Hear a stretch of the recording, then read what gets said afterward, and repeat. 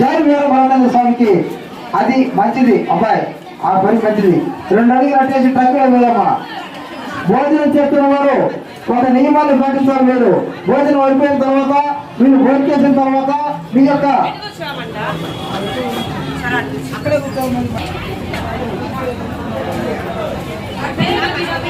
విరాళం సమర్పించే వ్యక్తులు ఈ బైక్ స్టాండ్ వద్దకు వచ్చి మీ యొక్క విరాళం సమర్పించండి.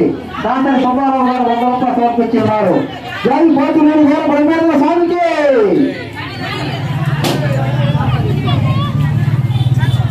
చక్కగా అక్కడ దిశగా ట్రక్కులు వేస్తున్నారు.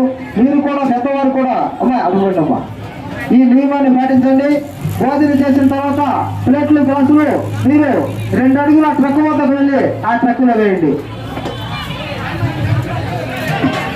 విరాళము సమర్పించే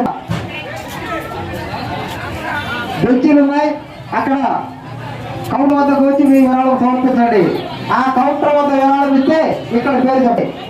మరి మహిళా తల్లులు భక్తులు అందరూ వస్తున్నారు. తండ్రులుగా పిల్ల బాబులతో ఆ వస్తున్న వారు రోడ్డుకు ఒక వైపుగా నడవండి.